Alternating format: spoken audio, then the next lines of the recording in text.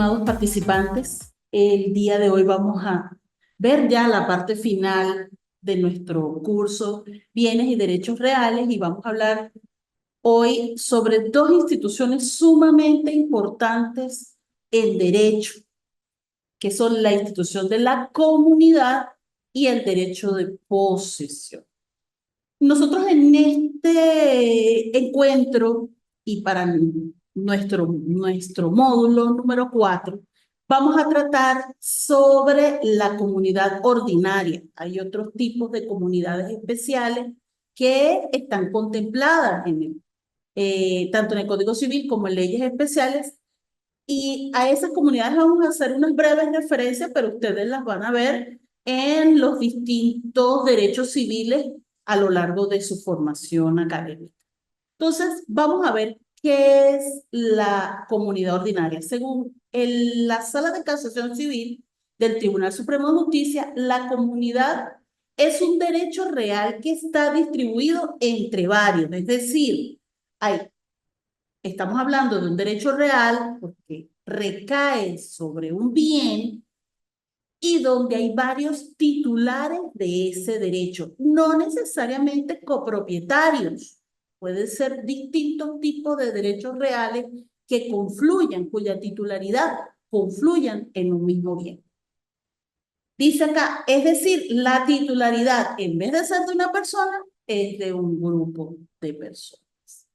Entonces, ese es un derecho que se atribuye a varias personas de manera proindivisa y en los distintos textos al respecto vamos a ver mucho este término proindiviso. Proindiviso, ¿qué significa? Que es indivisible. En líneas generales, en la comunidad, es indivisible. No es permanente, no es perpetua, como sí lo es la propiedad, porque vamos a ver más adelante que hay unas limitaciones para la duración de esa comunidad.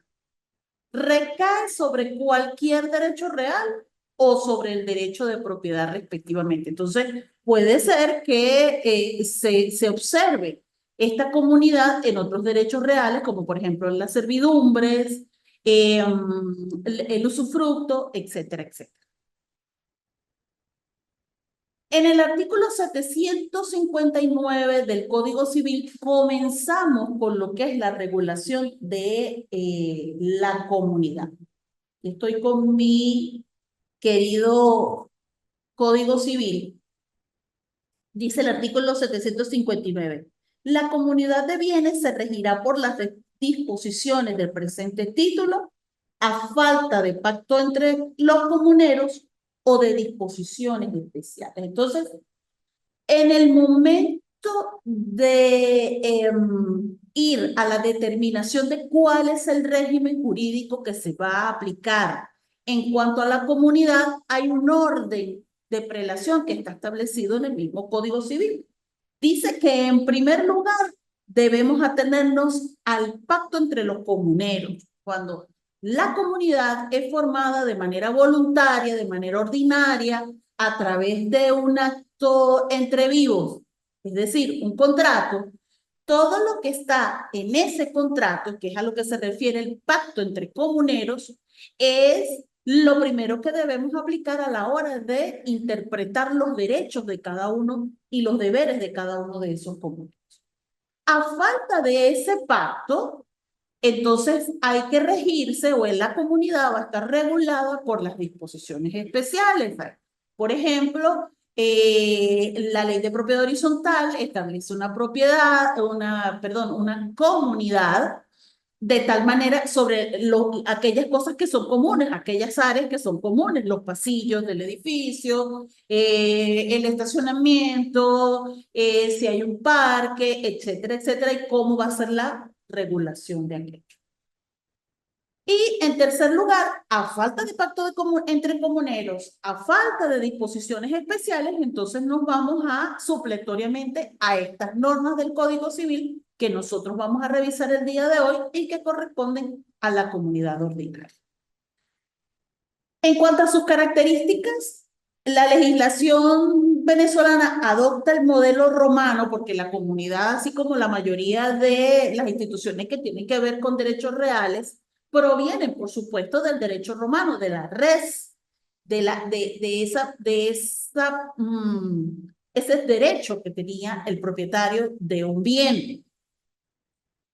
Y ese modelo de la propiedad, de la posesión romana, de la comunidad romana, es un modelo pro indiviso, es decir, que cada uno de los comuneros tiene una cuota de participación sobre ese bien, y eso está establecido en el artículo 760, cuando dice: la parte de los comuneros en la cosa común se presume igual mientras no se pruebe otra cosa.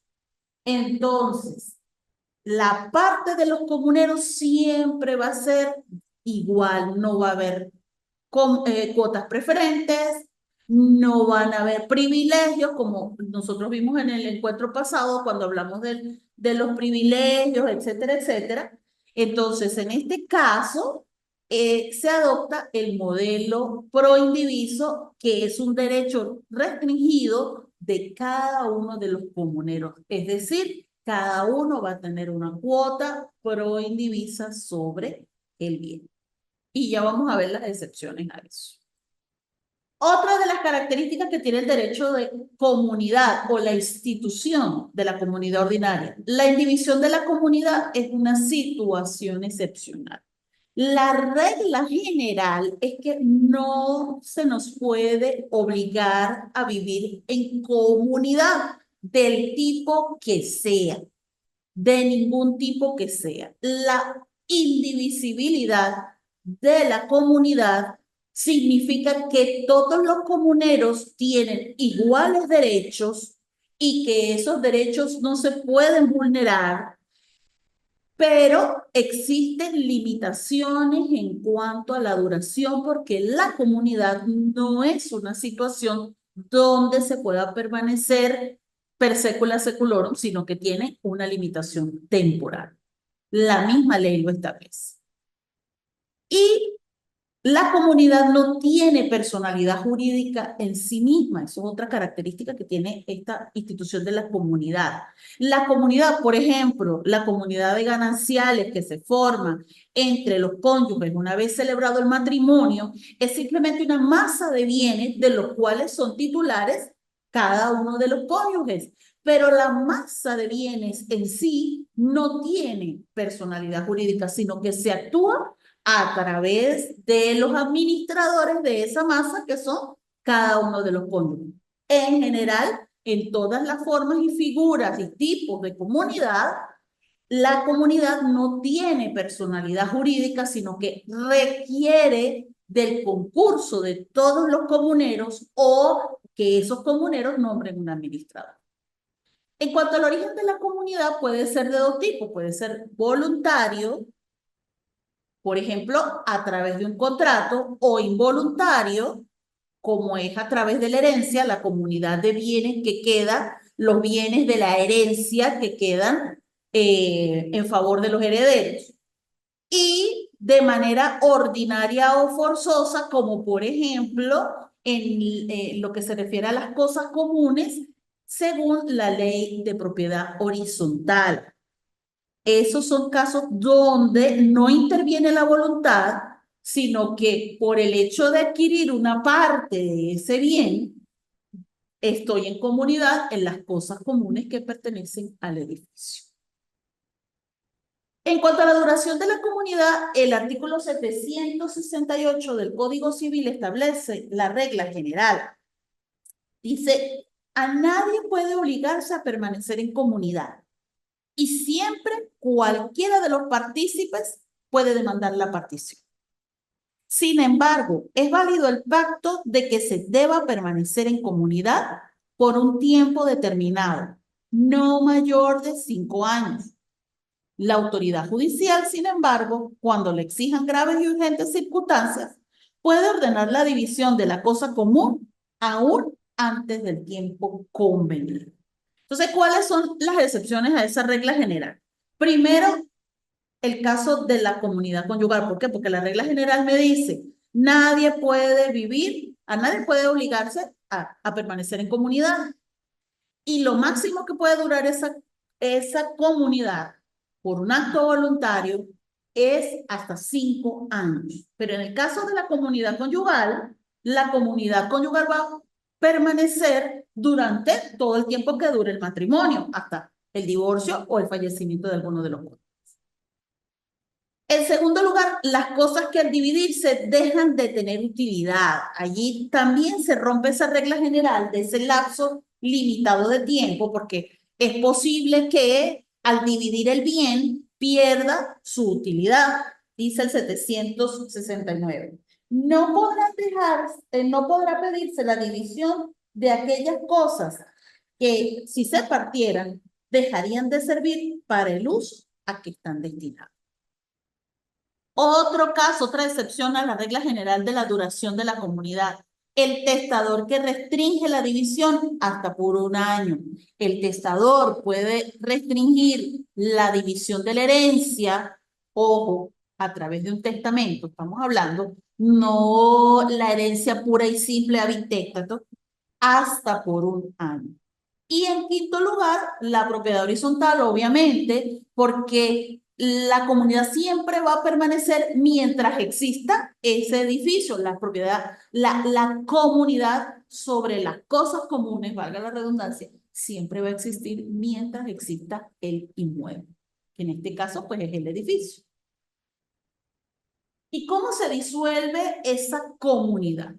Hay distintas causas de disolución. En primer lugar, obviamente, el perecimiento de la cosa común. Si la cosa común se extingue, por supuesto que no hay objeto. Nosotros estuvimos hablando que en los derechos reales hay un objeto.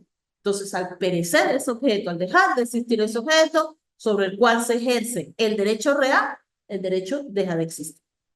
En segundo lugar, por la consolidación de la propiedad o de cualquier otro derecho real en una misma persona. Es decir, puede el comunero adquirir la cuota de los otros comuneros y ese comunero queda como propietario o como único titular de ese derecho real.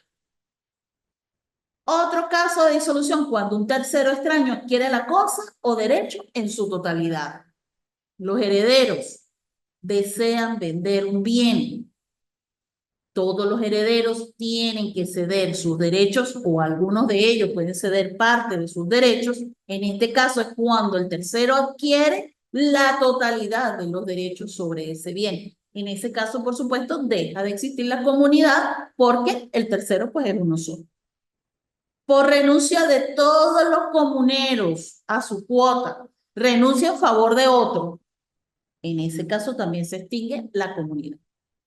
Y en el caso de la partición convencional o judicial, porque se puede hacer lo que nosotros los abogados llamamos partición amistosa o partición amigable, y es cuando se hace un documento, un contrato de partición, donde se establece qué le va a corresponder, qué bien en específico, o qué parte del bien, o qué cantidad de dinero se va a pagar a cada comunero para responder de su cuota sobre la propiedad o sobre ese derecho real.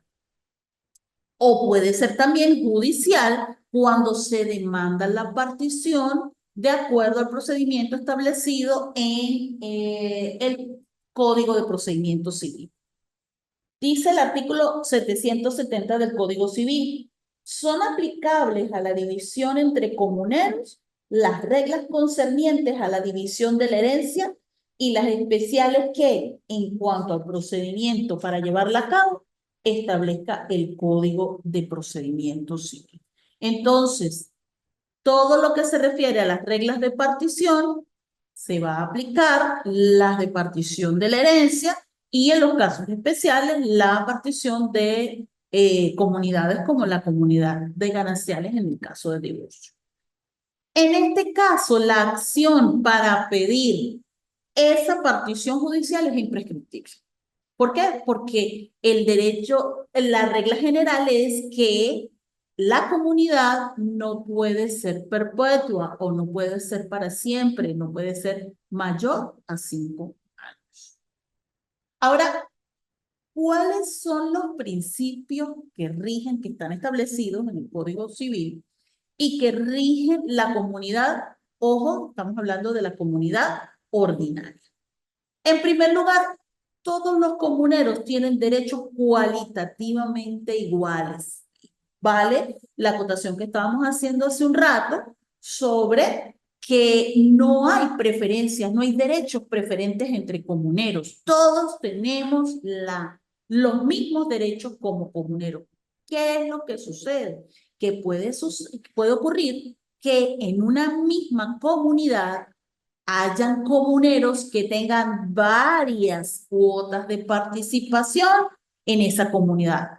Por ejemplo, en el caso de la herencia, recordemos que cuando el fallecido deja cónyuge y deja aparte hijos herederos, ese cónyuge es propietario del 50% de la comunidad conyugal que se dejó en herencia, pero además participa como en la misma proporción que el resto de los herederos del otro 50% que está dejando el cónyuge que ha fallecido. Entonces, en estos casos, aunque todos tenemos los mismos derechos, puede ser que los porcentajes de participación sean distintos. Hola Ariana, bienvenida. Otro principio que regula la comunidad. El concurso de los comuneros, tanto en las ventajas como en las cargas de la comunidad, será proporcional a sus respectivas cuotas, como lo dice la parte único del artículo 760. Es decir, que todos los comuneros están obligados a participar de las cargas, pero también tienen derecho a participar de las ventajas de ese derecho real en proporción a el porcentaje de derecho que tienen. Lo que veníamos hablando en el caso de la comunidad hereditaria, dependiendo de la menor o mayor porcentaje de participación que tenga cada comunero, va a ser el mayor o menor porcentaje de participación en las ventajas como en las cargas. Lo que pasa igual en los apartamentos. En cada apartamento que forma parte de un edificio tiene un porcentaje, y siempre lo vemos en los documentos, un porcentaje de derechos y obligaciones con respecto a las cosas comunes. Igualmente, esa masa de comuneros va a participar de las ventajas o de las cargas en proporción al porcentaje que tiene de sus respectivas cuotas. Otro,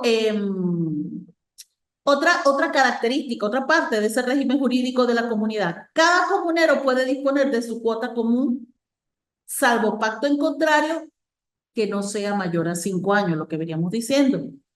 El lapso de duración máximo de la comunidad es, con las excepciones que ya tratamos, es de 5 años. En tal caso, todos los comuneros tienen igual derecho de disponer de su cuota común. Pueden cederla, pueden arrendarla, pueden venderla, etcétera, etcétera. Y existen casos donde se aplican disposiciones especiales a la comunidad. Estos son los casos de la comunidad que se forma en la herencia, la comunidad de gananciales y en el caso de la propiedad horizontal. Allí se aplican, además de estas normas comunes, las normas especiales que están contempladas para cada uno de estos casos. Léase en el Código Civil o en leyes especiales como la Ley de Propiedad Horizontal. ¿Cuáles son los derechos que tienen los comuneros? Primero, a disponer de su cuota, como lo establece el artículo 765. Vamos a leerlo por acá. Cada comunero tiene la plena propiedad de su cuota y de los provechos o frutos correspondientes. Puede enajenar, ceder o hipotecar libremente esta parte y aún sustituir otras personas en el goce de ellas, a menos que se trate de derechos personales. Pero no puede cercar fracciones determinadas del terreno común ni arrendar lotes del mismo a terceros. El efecto de la enajenación o de la hipoteca se limita a la parte que toque al comunero en la partición.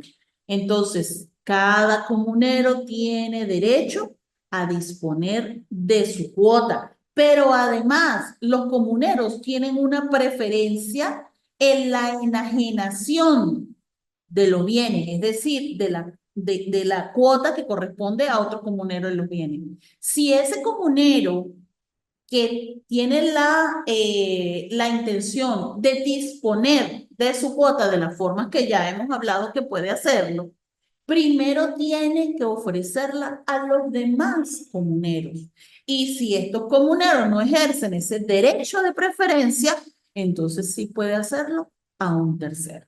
¿Por qué? Porque nosotros vamos a leer que los comuneros tienen además una acción para retrotraer ese bien cuando se ha enajenado sin su autorización. Los comuneros también tienen derecho a servirse de las cosas comunes. ¿Cuál es la limitación? Como dice el artículo 761. Cada comunero puede servirse de las cosas comunes con tal que no las emplee de un modo contrario al destino fijado por el uso y que no se sirva de ellas contra el interés de la comunidad o de modo que impida a los demás comuneros servirse de ellas según sus derechos. Entonces, como ya hemos dicho, la comunidad es un derecho que está limitado y la limitación es precisamente esa, los derechos de los demás comuneros. No puede vulnerarse el derecho de los demás comuneros. Además, cada comunero tiene el derecho de obligar a los demás comuneros a contribuir en su porción, de acuerdo a su porción, de las cargas, dice el artículo 762. Cada comunero tiene derecho de obligar a los demás a que contribuyan con su porción a los gastos necesarios para la conservación de la cosa común, salvo a estos la facultad de libertarse de tal deber con el abandono de su derecho en la cosa común. Y el abandono dijimos que no era el abandono físico, sino el abandono jurídico, porque yo dejo en manos de otra persona las atribuciones que me da ese derecho real. ¿Hay alguna pregunta, Ariana? ¿Todo bien hasta aquí? Sí, profe, todo bien. Bueno, Muy buenas tardes. buenas tardes. Seguimos entonces, Ariana.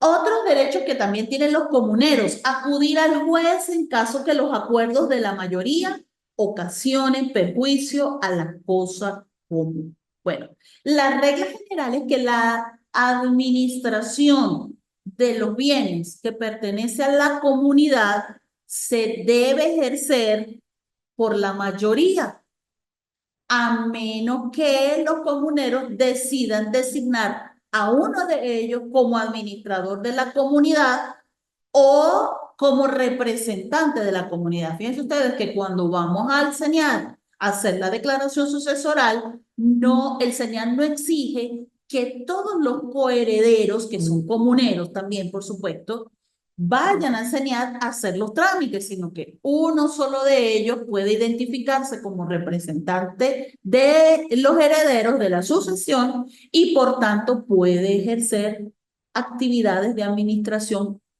respecto a esa declaración sucesoral ante el SENIAT. Dice el artículo 764, última parte. Si no se forma la mayoría o si el resultado de estos acuerdos fuese gravemente perjudicial a la cosa común, la autoridad judicial, o sea, el juez, puede tomar las medidas oportunas y aún nombrar en caso necesario un administrador. Otro derecho del que ya hemos hablado, pedir la partición o ejercer el retracto legal. Los comuneros tienen el derecho a ejercer el retracto legal de aquellos bienes que han salido de la comunidad, de los cuales ha dispuesto alguno de los otros comuneros sin su autorización.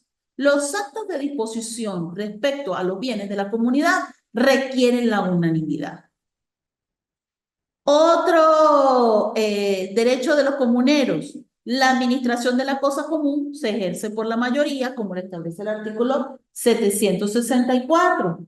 Para la administración y mejor disfrute de la cosa común, pero nunca para impedir la partición, serán obligatorios los acuerdos de la mayoría de los comuneros, aún para la minoría de parecer contrario.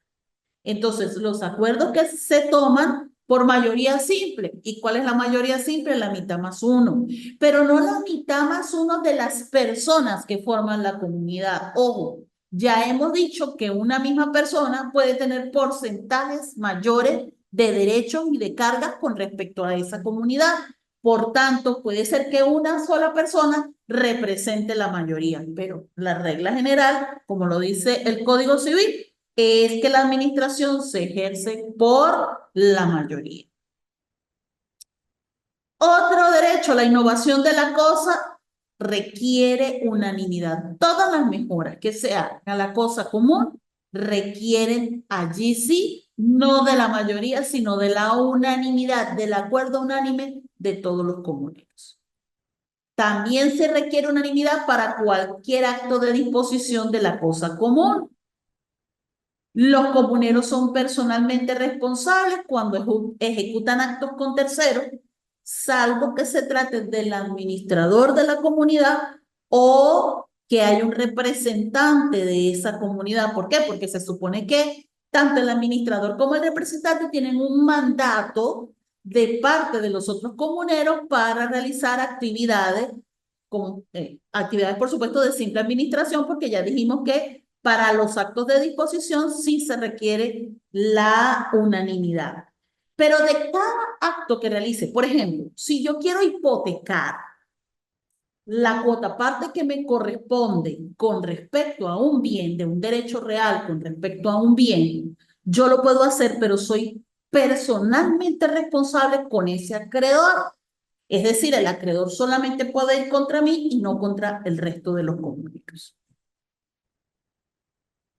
Pero aquí tenemos además un derecho que tienen esos acreedores y es que los acreedores se pueden oponer a la división del bien, dice el artículo 766.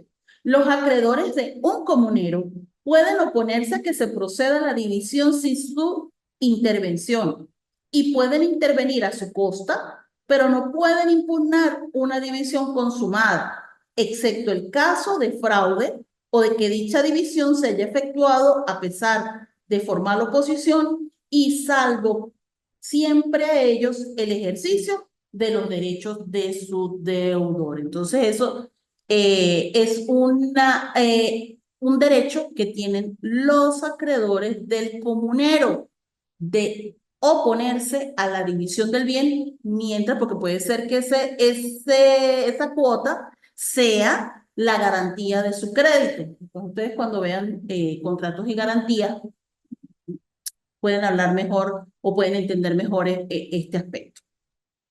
Y los comuneros pueden ejercer también todas las acciones posesorias o interdictales. Nosotros vamos a ver ahora al final algunas de esas acciones posesorias, pero pueden ejercer interdicto de amparo, interdictos de obra nueva, interdicto de daño temido o interdicto de obra vieja, es decir, pueden ejercer cualquier acción posesoria. Y una parte especial merece acá lo relativo a la comunidad concubinaria. No la vamos a tratar tampoco en profundidad, porque no sé si ya ustedes ya han visto Derecho de Familia o lo ven ya al finalizar como era antes. Y allí ustedes van a estudiar mejor lo que es el concubinato y lo que es el matrimonio y las comunidades y los derechos que de ellos se forman. Vamos a hablar un poco de manera general. En el artículo 767 del Código Civil está la institución de la comunidad concubinaria. Existe, ya existía desde el año 1982, reconocimiento, ya aún antes, reconocimiento a las uniones concubinarias. Pero el Código Civil tiene unos requisitos especiales, dice acá, se presume la comunidad salvo prueba en contrario, entonces la presunción de comunidad concubinaria es una presunción juris tantum. En aquellos casos de unión no matrimonial, cuando la mujer o el hombre en su caso demuestren que han vivido permanentemente en tal estado, aunque los bienes cuya comunidad se quiere establecer aparezcan a nombre de uno solo de ellos.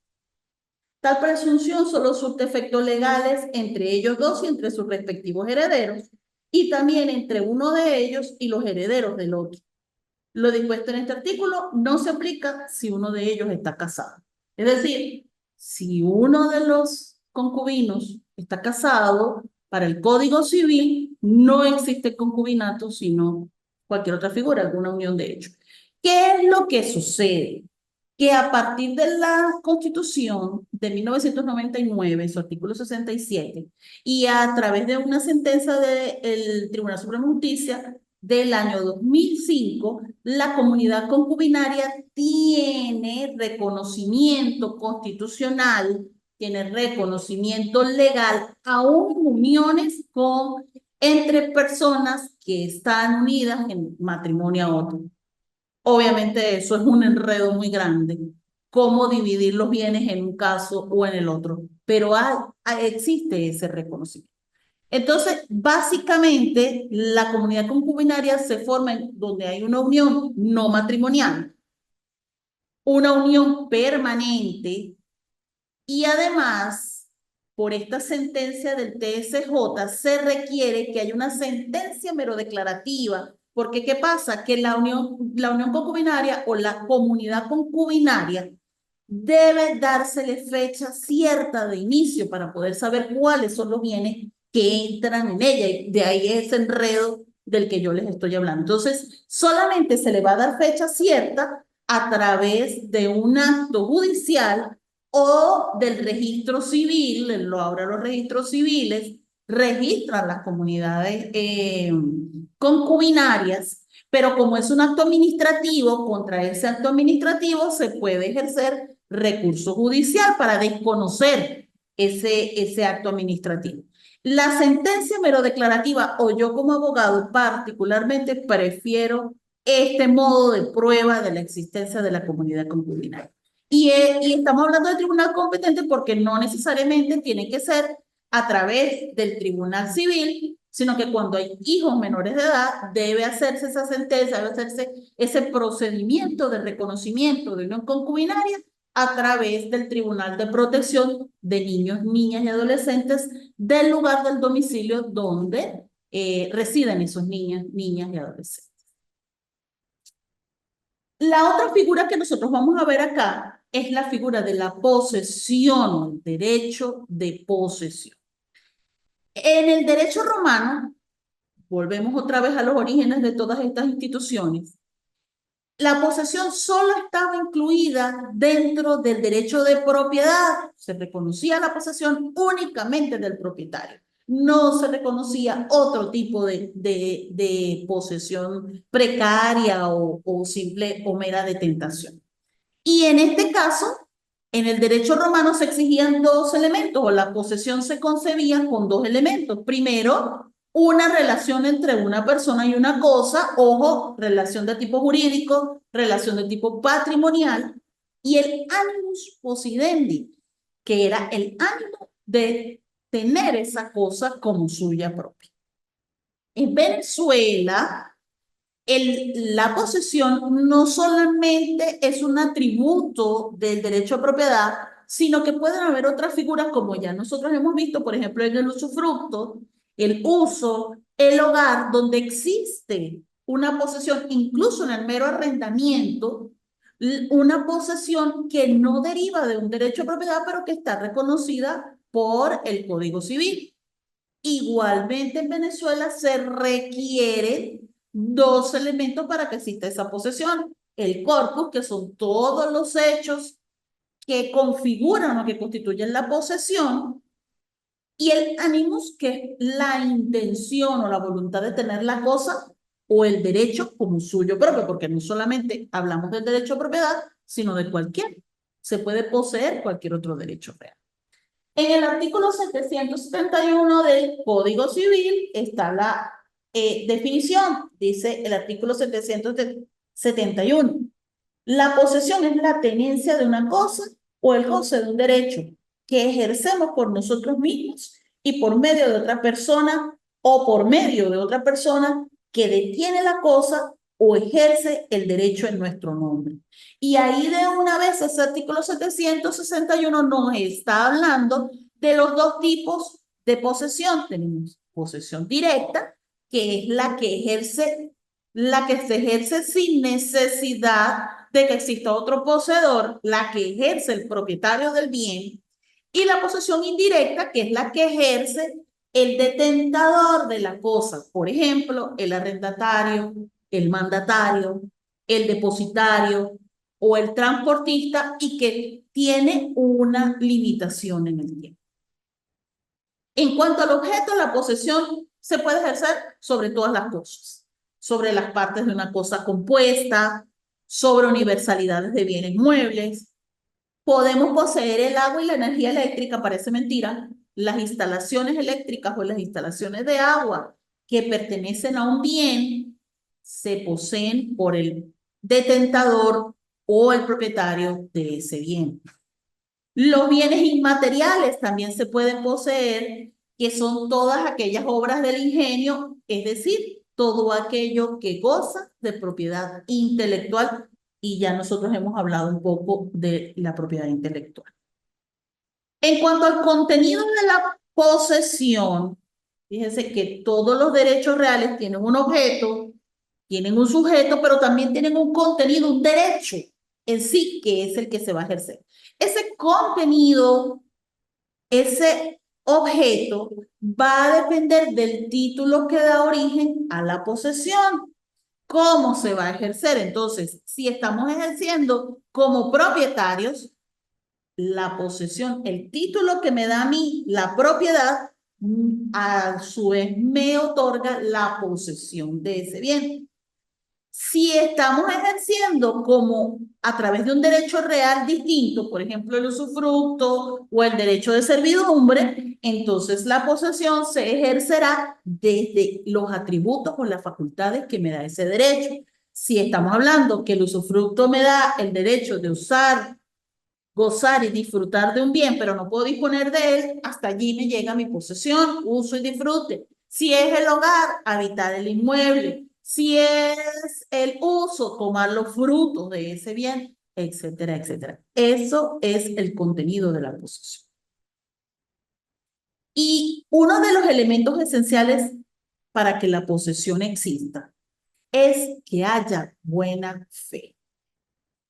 La buena fe es un atributo que emula el buen comportamiento de una persona, o el comportamiento ideal, vamos a llamarlo así, de una persona honesta, recta, etcétera, etcétera, y que de buena fe está ejerciendo un derecho real sobre un bien, que no lo está haciendo de manera malintencionada, que no lo está haciendo de manera maliciosa.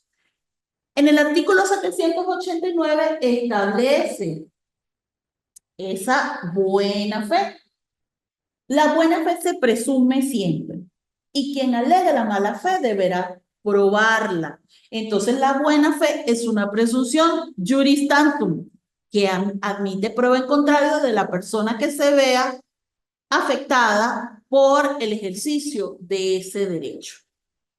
Esa buena fe debe existir para el momento de la adquisición, que en la posesión dice la doctrina que no es verdadera adquisición como tal, sino que es desde el momento en que se empieza a ejercer.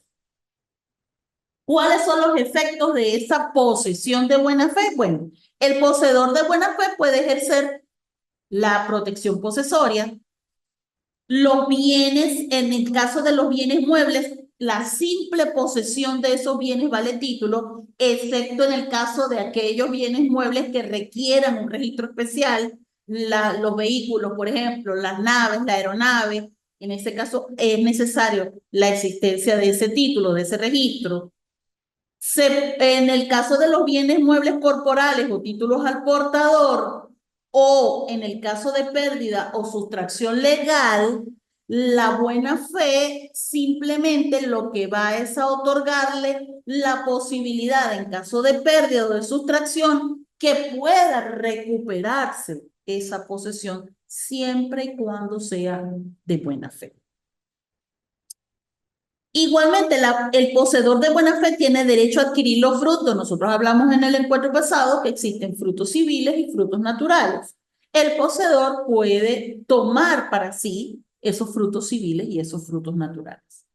Y tiene el derecho a indemnización por las mejoras realizadas al tiempo de la evicción. Es decir, si finalmente ese poseedor es desalojado porque hay otro con un mejor título, en el momento de la evicción, en el momento en que es despojado de esa posesión, tiene derecho a que se le reintegre y a que se le indemnice las mejoras que hayan realizado porque fue un poseedor de buena fe. ¿Y cómo son esos modos de adquisición de la posesión? Bueno, tenemos una adquisición originaria, que es la que no requiere del traspaso de otro poseedor, y donde lo único que se requiere es el ánimo y el corpus, ya dijimos, el ejercer los hechos posesorios, pero también tener la intención de tener esa cosa como suya propia. Tenemos un modo derivativo de adquisición de la posesión, que es a través de la tradición o la entrega de la cosa por otro poseedor. Y tenemos la adquisición por acto mortis causa, como lo indica el artículo 781, que dice por acá: la posesión continúa de derecho en la persona del sucesor a título universal. Es decir, los herederos del poseedor continúan en la posesión de ese bien siempre y cuando no aparezca alguien que tenga mejor derecho. En cuanto a los tipos de posesión, los artículos 772 y 773 nos señalan dos tipos: la posesión legítima y la posesión precaria. La posesión es legítima cuando es continua, dice el artículo 772, es decir, que se ejerce en todo momento, no interrumpida, pacífica, es decir, no puede provenir de actos violentos ni de actos clandestinos, por eso además también debe ser pública, no puede ser clandestina, no equívoca y con intención de tener la cosa como suya propia. Y la posesión precaria, está en el artículo 773, se presume siempre que una persona posee por sí misma y a título de propiedad cuando no se prueba que ha empezado a poseer en nombre de otra. El poseedor precario es el que posee un bien en nombre de otro, no para sí mismo. Y de buena y mala fe, como lo establece el artículo 788, es decir, cuando ocurre la buena fe o cuando se presume la buena fe del poseedor. ¿Y cómo podemos proteger esa posesión? La misma ley, el mismo Código Civil, al reconocer la existencia de la posesión, también reconoce acciones de protección posesoria. En primer lugar, tenemos el interdicto de amparo consagrado en el artículo 782 del Código Civil y que lo que busca es precisamente proteger al poseedor de las perturbaciones de un tercero, las perturbaciones de tipo material o moral, las perturbaciones de hecho o las perturbaciones de derecho, y en este caso el juez va a determinar quién es realmente el poseedor. Y la sentencia precisamente va a exigir eso, que al verdadero poseedor se le respete el ejercicio de su derecho, que es para esa perturbación. El legitimado activo entonces será el poseedor legítimo que tiene más de un año, también puede ser el poseedor precario y puede ser incluso el poseedor menor de un año, como lo dice el artículo 782. En caso de una posesión por menor tiempo, el poseedor no tiene esta acción, sino contra el no poseedor o contra quien lo fuere por un tiempo más breve. El legitimado pasivo de esa acción, ese interdicto de amparo, es decir, contra quien se va a ejercer, es contra el perturbador o sus sucesores, incluyendo el propietario. ¿Cuáles son los bienes protegidos a través de esta acción, este interdicto de amparo? bienes inmuebles, derechos reales o universalidades de muebles. Y el plazo de caducidad para ejercer la acción es 1 año a partir de que sea conocida la perturbación. Entonces, los abogados debemos dejar prueba de la existencia de esa perturbación. Si fue que me turbaron una cerca, hay que solicitar a un tribunal una inspección ocular para dejar constancia de esa situación, llevar testigos, etcétera, etcétera. El segundo interdicto que contiene esta protección posesoria es el interdicto de despojo contemplado en el artículo 783. Y este interdicto protege al poseedor precisamente contra el despojo involuntario. Quitaron a ese poseedor la posesión del bien. En este caso, el legitimado activo o quien puede ejercer la acción es quien haya sido despojado de la cosa, incluyendo el simple detentador. El simple detentador es el que tiene un derecho real precario sobre ese bien. Y el legitimado pasivo, es decir, contra quien se va a ejercer, es el autor del despojo, incluyendo al propietario. Además, tenemos el interdicto de obra nueva, contemplado en el artículo 785, y que procede contra el que está iniciando una obra en suelo propio, pero que puede ocasionar un daño a ese derecho de posesión que ejerce otro. ¿Ok? El legitimado activo será el poseedor o el detentador, el legitimado pasivo será quien ejecute la obra, el lapso para ejercerla es 1 año contado a partir del inicio de la obra, por lo tanto la obra no debe estar concluida, y el efecto es que el juez impida la continuación de la obra hasta tanto no se garantice que no va a ocurrir el daño a esa posesión. Y por último, el interdicto de obra vieja o interdicto de daño temido, que supone que es el temor fundado que el daño que puede producir una obra que ya existe, y no solamente una obra del hombre, sino también alguna obra de la naturaleza, árboles, etcétera, etcétera, por deterioro, por vetustez, una pared de una casa vieja que se me caiga encima de mi casa y puede ocasionar un daño, donde el legitimado pasivo será el poseedor, el simple detentador, y el legitimado pasivo es el responsable del daño. ¿Hasta aquí hay alguna pregunta, Ariadna, para estos últimos minutos? Porque ya el tiempo nos está acosando. ¿Tienes alguna otra pregunta? No, profe, gracias por compartir sus conocimientos conmigo. Bueno, yo les deseo el mayor de los éxitos en su carrera profesional. Tenemos pendiente todavía que yo les suba a ustedes la actividad número 4. La actividad número 4 va a versar sobre estos interdictos. Lo que pasa es que como ustedes están en plena actividad número 3, pues todavía no los quiero molestar con eso. Pero ya yo les voy a subir esta semana, Dios mediante, tanto el material como la actividad que ustedes van a realizar con respecto a esta actividad número 4. Va a ser la actividad sobre esta protección posesoria, para que ya lo vayan por allí madurando con el material que ustedes puedan tener y con el que yo les voy a hacer llegar. Muchísimas gracias a todos. Gracias, Ariadna, por participar. Hasta luego.